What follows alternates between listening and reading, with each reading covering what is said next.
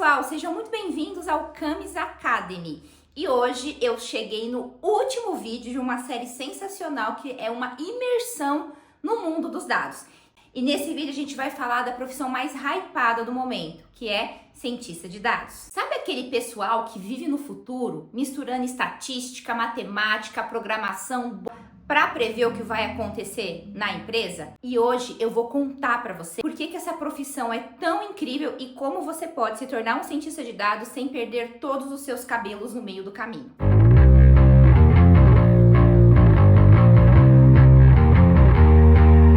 Primeiro, a gente vai falar sobre o que é um cientista de dados. Ele é nada mais, nada menos do que o cérebro de toda a operação dentro do mundo dos dados. Ele pega muitos dados, analisa esses dados, cria modelos, faz previsões e responde perguntas muito complexas que ninguém sabe por onde começar a responder. Eu vou até fazer uma analogia para vocês entenderem um pouquinho melhor como que é dividido esse mundo dos dados. Pensa assim que o mundo de dados é uma pizza. O engenheiro de dados ele é o pizzaiolo que prepara a massa, organiza todos os ingredientes. O analista de dados ele é o chefe que monta essa pizza e serve. Já o cientista de dados é aquele que cria uma receita totalmente nova de pizza e que descobre, por exemplo, como você pode fazer uma pizza que nunca vai queimar no forno. Quais são algumas das habilidades assim sensacionais de um cientista? Por exemplo, criar modelos estatísticos em machine learning. Como assim? É você criar como se fosse um robô que vai trazer umas análises de previsão futura utilizando aprendizado de máquina. O cientista de dados, ele encontra alguns padrões ocultos nos dados. É como se fosse um detetive, sabe? Mas ao invés de ele ficar seguindo pegadas, ele segue dados. Então ele meio que consegue olhar para um gráfico e falar: achei o culpado. Ele também resolve, assim, problemas muito complexos no mundo dos dados. Por exemplo, por que os nossos clientes eles compraram muito menos no mês de fevereiro? Como que eu consigo prever quais clientes que vão cancelar as compras no próximo mês? E o mais importante de tudo, ele traduz todas essas previsões em uma linguagem muito fácil, que o seu cliente entende, que o seu chefe entende, sem usar umas 55 siglas. E por que ser cientista de dados é algo tão legal? Primeiro, porque é uma profissão assim que faz você sentir-se um pouco como Tony Stark. Afinal, você usa a tecnologia para resolver problemas assim que todo mundo achava que era impossível. Segundo, porque o mercado está ensandecido, desesperado atrás de cientistas de dados. É tipo uma Black Friday de talentos, galera. Assim, eles estão desesperados atrás. E terceiro, porque você pode trabalhar em absolutamente qualquer área. Saúde, tecnologia, finanças, esporte. Gosto muito da área da beleza. Você pode trabalhar ajudando a gerar insights para a área da beleza. Eu amo futebol. Vai para a área dos esportes. E até mesmo na indústria do entretenimento. Porque quem vocês acham que é o culpado de ajudar o Netflix a definir qual que é a série que vai te viciar no próximo final de semana? É ele, o danadinho cientista de dados. Beleza, Camila, você já me convenceu que ser cientista de dados é o máximo, mas por onde eu começo? Gente, básico, muito basiquinho mesmo, matemática e estatística. Assim, você não precisa ser o gênio da matemática, ou precisa?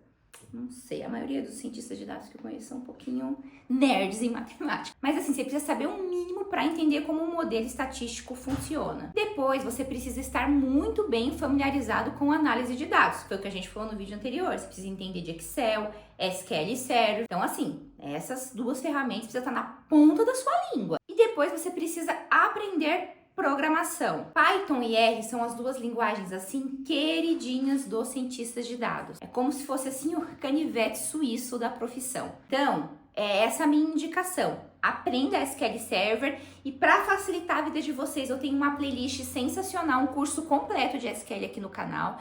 Depois você precisa aprender uma linguagem de programação, Python e R, são as linguagens que eu indico. Gente, vocês encontram material gratuito dessas linguagens na internet, assim, a rodo. E por fim, quando a gente fala de habilidades técnicas, a gente não pode deixar de fora o Machine Learning, meio que o coração dos cientistas de dados. Então, é ideal você estudar Machine Learning, que você vai aprender como que você ensina um computador, uma máquina, a aprender sobre dados. É como se você fosse professor de computadores. E aí é toda aquela coisa de universo estatístico, né? Aprender regressão linear, redes neurais, todo aquele dialeto que vai te dar repertório para ser um bom cientista de dados. Gente, é sério, às vezes eu vejo um cientista de dados trabalhando assim, para mim parece uma coisa meio ficção científica, viu? E por fim, galera, vocês precisam praticar. Ciência de dados é uma coisa que você só aprende com a mão na massa, você só aprende fazendo. Existem muitos datasets públicos, como Kaggle, Google Dataset Search. Vocês podem baixar dados e começar a brincar ali com as suas análises. Vou dar um exemplo de projeto para vocês, tá? Eu vou fazer uma previsão de quantos gols o meu time vai levar no próximo jogo. Eu acho melhor não fazer essa previsão, pode ser algo que vai te deixar meio triste. Quase que eu ia me esquecendo, uma coisa muito legal para vocês aprenderem também são ferramentas de visualização de dados, tá? Não é só analista de dados que usa essas ferramentas não. Power BI, Tableau, Google Data Studio é muito legal e vai te ajudar muito a dar embasamento para suas análises. E se você quer ser um cientista de dados com um plus, você aprender ferramentas de nuvem como Google Cloud, Azure, AWS, meu bem, olha, vai te ajudar demais. A vida do cientista de dados, assim, é cheia de emoção. Eu tenho certeza que se você é um cientista de dados, se você já trabalhou nessa área, você já recebeu algumas perguntas meio doidas assim, ó. Quanto que eu vou vender se não chover mês que vem? A mais clássica de todas.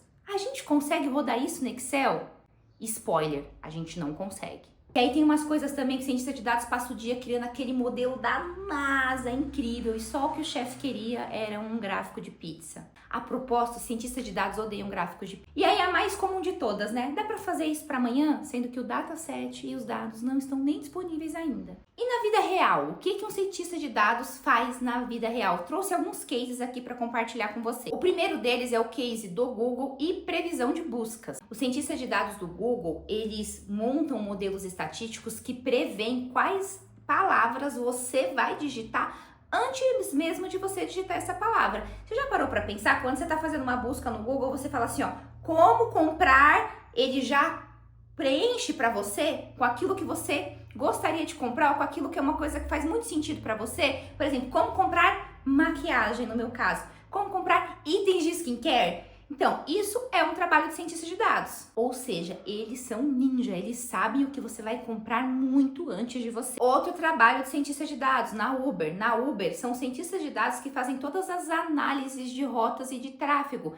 para calcular, de acordo com essas informações, qual será o melhor preço e qual que é a melhor rota para você seguir. Aquela tarifa dinâmica é culpa deles, tá? Último case, já até falei aqui, Netflix e séries viciantes. Os cientistas de dados da Netflix usam muitos algoritmos em machine learning para poder fazer uma análise do seu histórico e sugerir o que você vai querer assistir. Sabe mais de você do que você imagina. Então, assim, não tem dúvidas que ser cientista de dados é algo incrível, mas também é muito desafiador. Você vai errar muito, mas vai aprender bastante. Eu acho que o mais legal dessa profissão é que você vai conseguir resolver problemas que vão impactar muito as empresas, os seus clientes e o mundo que a gente vive. Eu sei que parece assim, gente, uma profissão muito complexa, mas não se assuste. Começa pelo básico, pratica bastante, tenha bastante paciência que eu tenho certeza que vai dar certo. E se você gostou desse vídeo, deixa o like, comenta aqui embaixo o que você gostaria de ver nas próximas séries, o que você achou desse conteúdo, eu quero muito saber sua opinião. Compartilha com quem você acha que vai gostar desse conteúdo também e muito obrigada por ter assistido até aqui. E até o próximo vídeo.